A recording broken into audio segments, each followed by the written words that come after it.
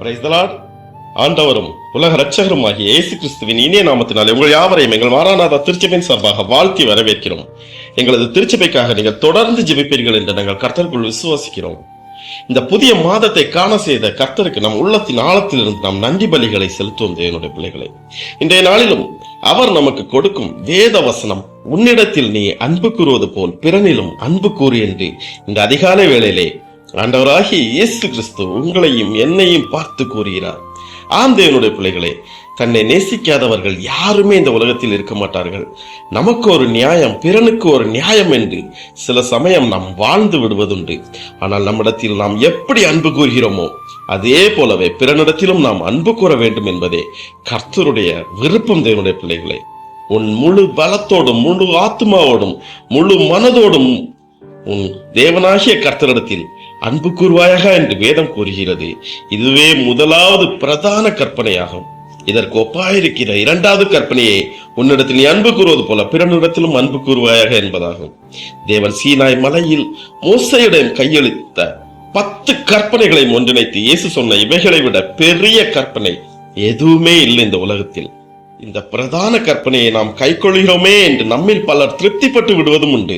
ஆனால் இதற்கு ஒப்பாயிருக்கிற இரண்டாவது கற்பனையை அநேகமாக பாரமுகமாகவே நாம் விட்டு விடுகிறோம். தேவனுடைய பிள்ளைகளே, அதையும் நிறைவேற்றியே ஆக வேண்டும் என்று நினைப்பவர்கள் கூட தங்களிடத்தில் தாங்கள் அன்பு கூறுகிற அளவுக்கு பிறரிடத்தில் அன்பு கூறுகிறார்களா என்பது ஒரு கேள்விக்குறியாகவே இந்த காலகட்டத்தில் காணப்படுகிறது. விலை உயர்ந்த தரமான உடைகளை நமக்கென்று அதிக விலை கொடுத்து வாங்குகின்ற நாம் மற்றவர்களுக்கென்றால் உபயோகித்து பழைய சாயம் போனதை கொடுப்பதில் திருப்தி அடைந்தால் அந்த இரண்டாம் கற்பனை என்னவாகும்? சற்று யோசித்து பார்ப்போம். நாம் தவறு செய்தால் உடனே நமக்கு மன்னிப்பு கிடைக்க வேண்டும் என்று எண்ணுகிற நாம் மற்றவர்களை மன்னிப்பதில் எந்த நிலையில் நாம் நிற்கிறோம் என்பதை நாம் யோசித்து பார்ப்போம். இவற்றில் எல்லாம் மாற்றம் ஏற்பட வேண்டும் என்றால் முதலில் நமது சிந்தையில் மாற்றம் வேண்டும்.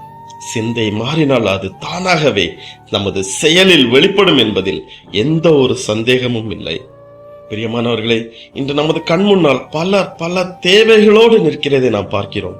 ஆனால் நமது தேவைகளும் நமது பிரச்சனைகளும் நமது கண்களை மறைத்து பிறரை காண முடியாமல் செய்து விடுகிறது. இதிலிருந்து நாம் வெளியே வர வேண்டும் என்றால் முதலில் நம்மை போலவே பிறரையும் நேசிக்க நாம் கற்றுக்கொள்ள வேண்டும். பின்னர் தேவ ஆவியானவர் துணையோடு தேவ சமூகத்தில் அமர்ந்து நம்மை ஆராய்ந்து நம்மை போலவே பிறனையும் குறைவின்றி நேசித்து நாம் இந்த உலகத்தில் நாம் ஜீவிக்க வேண்டும் என்று வேதவசனம் நம்ம பார்த்து கூறுகிறது. அப்படி நாம் அண்டை வீட்டார்களை, நமது சுற்று நண்பர்களை, உற்றார் உறவினர்களை, இனஜன பந்துக்களை நாம் நம்மை போலவே அவர்களையும் நேசிக்கிறோமா? சற்று யோசித்து பார்ப்போம். நாம் தேவனிடத்தில் அன்பு கூர்ந்து அவருடைய கற்பனைகளை கை கொள்ளும் போது தேவனுடைய பிள்ளைகளிடத்தில் அன்பு கூறுகிறோம் என்று அறிந்து கொள்கிறோம் என்று யோவான் ஸ்நானகர் குறிப்பிடுகிறார் என்பதை நாம் மறந்து போக வேண்டாம். ஆகவே நாம் நம்மிடத்தில் அன்பு கூறுவது போல பிறனிலும் அன்பு கூர்ந்து தேவனுடைய ஆசீர்வாதத்தை பெற்றுக்கொள்வோம். தேவனுடைய நாமம் மகிமைப்படுவதாக. ஆமீன்.